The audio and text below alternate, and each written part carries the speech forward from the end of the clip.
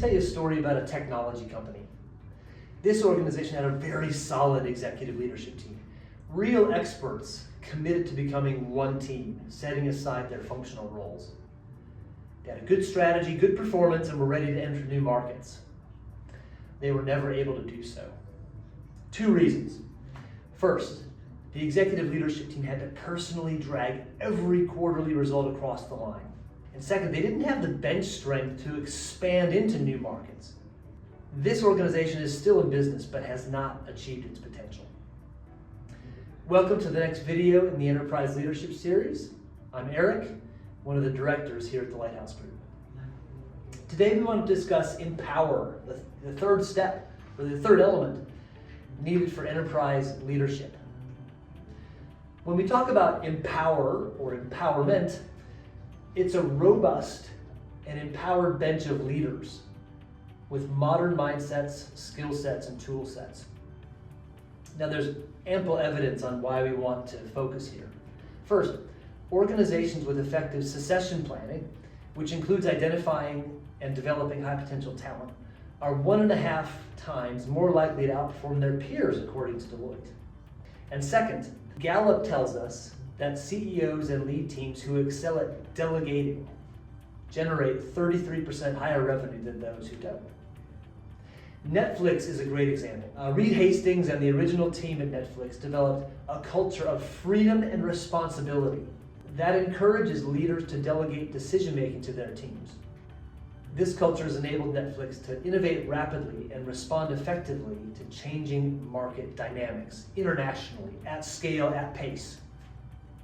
So, what are some symptoms or some signs that your organization should focus on this empowered state? First, role deflation. This is where everyone in the organization effectively works one level below their job description. This is an epidemic. Everybody's stuck doing the job of their team. Second, slow decision making. We see decisions moving up and down the organization with a lack of clarity. And third, you've got this great opportunity to seize, but you don't have the right person or people to put on it.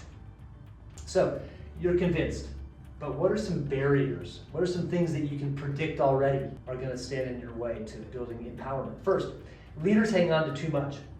They get stuck at individual contributor positions, sometimes late in their careers. They don't delegate and hold people to account. Second, we have haphazard succession. There's no scorecard to show the current status of ready now talent, and we know we get what we measure. Third, it's a scattershot investment. There's a lack of strategic investment in leadership and capability. We should be putting disproportionate budget to the groups and capabilities that will make the biggest difference, but we're not.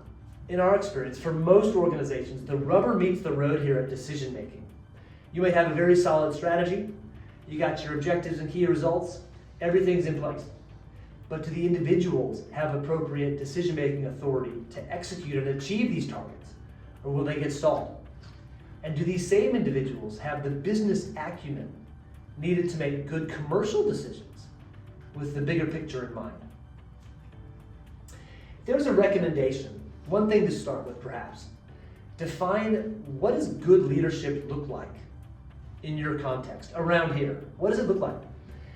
Distill this into 5 strategically aligned leadership competencies with observable behaviors. I'll give you an example. One CEO I worked with felt like all he had were employees, and he wanted everyone to take more care. He and his team developed act like an owner as a leadership capability. They defined what this looks like in behavioral terms. So there's no doubt about what this looks like and expected. They recruited for it. Everyone knew what it looked like, and they were measured on how they displayed these specific behaviors. So if you wanted to get started, I recommend identifying the top 10 to 20 critical roles in your business. Then develop a talent scorecard that demonstrates which of these roles has a ready now successor. Who could step in if required? Be honest. The initial percent of roles may be really low, but don't get discouraged. Start developing, keep measuring. What are the outcomes you can expect? Well, actually, you will get results here faster than you think. role deflation evaporates. Suddenly everyone's working at level, delegating effectively and growing other people. And we find that targeted investments in key talent always pays off 10x. You will feel initially, you'll feel confident that you have a clear, cohesive, and measurable plan to engage and develop talent. The second thing you'll feel over time, you'll feel lighter as the burden of role deflation is lifted all through the organization. And we'll see you soon in the next Enterprise Leadership Conversation.